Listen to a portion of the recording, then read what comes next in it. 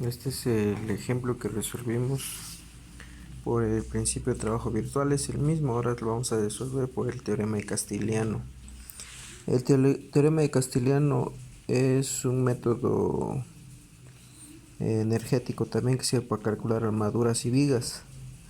En las vigas ya nos va a tiempo, pero en las armaduras vamos a calcular, por ejemplo, a diferencia del principio de trabajo virtual, que donde queremos encontrar el desplazamiento aplicamos la carga unitaria. En este caso vamos a aplicar una carga ficticia, que lo vamos a denotar con la letra P. Este método también se le conoce como el método de las cargas ficticias. En el punto donde queremos encontrar el desplazamiento aplicamos la carga P. Si en ese nodo hubiera una carga, la reemplazamos por P y al final lo volvemos a sustituir. Y la diferencia es de que en este método, si tenemos una carga P, conservamos las demás cargas externas.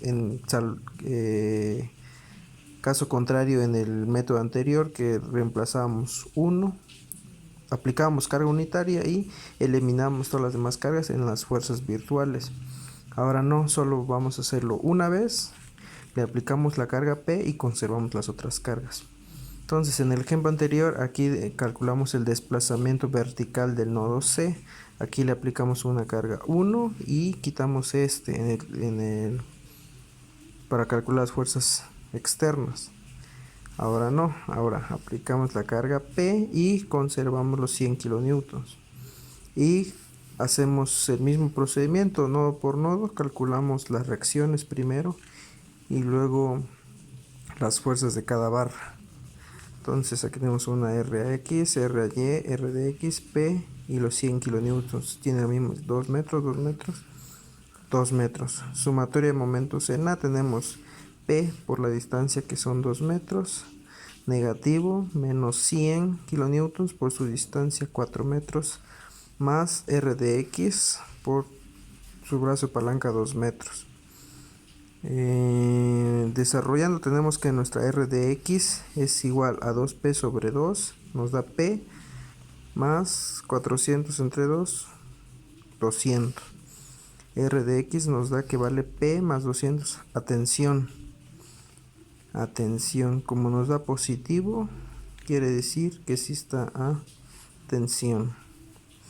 Luego para sumatoria de fuerzas en X, RAX menos RDX es igual a 0, entonces R de X es igual a RX, que vale P más 200 también, pero a compresión.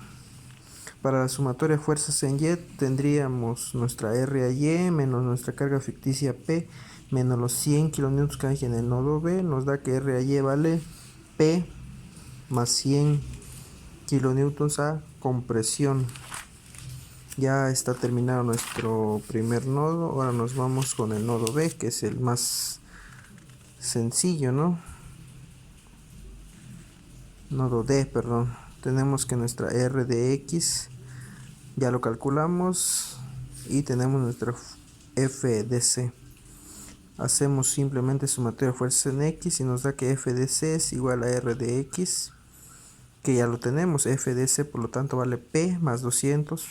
Atención, esta tensión. Luego en el nodo A ya tenemos nuestra RX, nuestra RY, calculamos FAB y FAC a 45 grados.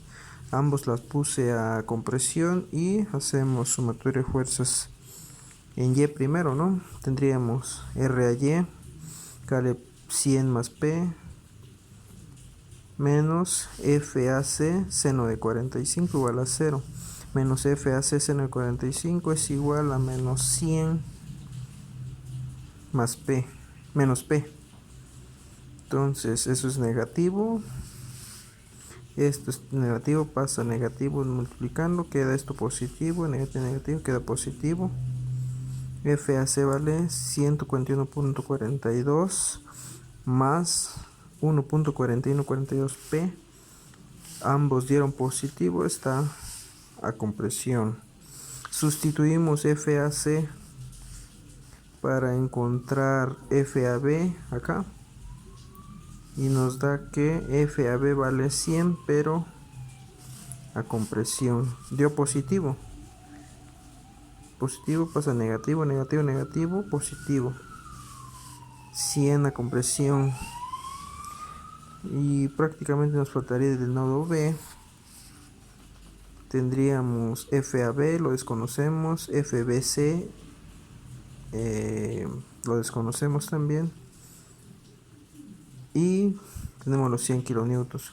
Hacemos solamente sumatoria de fuerza en X, que nos daría FAB, que ya lo tenemos, que son 100, menos FBC coseno de 45 vale a 0, menos FBC menos esto da menos 141.42, negativo, negativo, queda positivo. FBC vale 141.42 a tensión, porque dio positivo. Ya tenemos todos nuestros nodos calculados. Ahora nos ayudamos de la siguiente tablita. Igual que en el ejemplo, en el método anterior usamos una tablita. Son similares, no son iguales. En la primera columna ponemos nuestros elementos, la segunda nuestras cargas ficticias. Luego en la siguiente columna sacamos la derivada parcial de la carga n con respecto a P. Luego en la siguiente multiplicamos n por P si hubiera la carga P. En la siguiente columna tenemos la longitud y el producto de n por derivada de n con respecto a P por L. Entonces en AB nos dio 100 a compresión, entonces como está a compresión es negativo. AC también está a compresión, es negativo su valor. En BC está a tensión por 141.42 y 200 más P en CD, que también está a tensión. La derivada parcial de n con respecto a P, aquí pues no hay derivada, no hay derivada. Aquí sería menos 1.4142.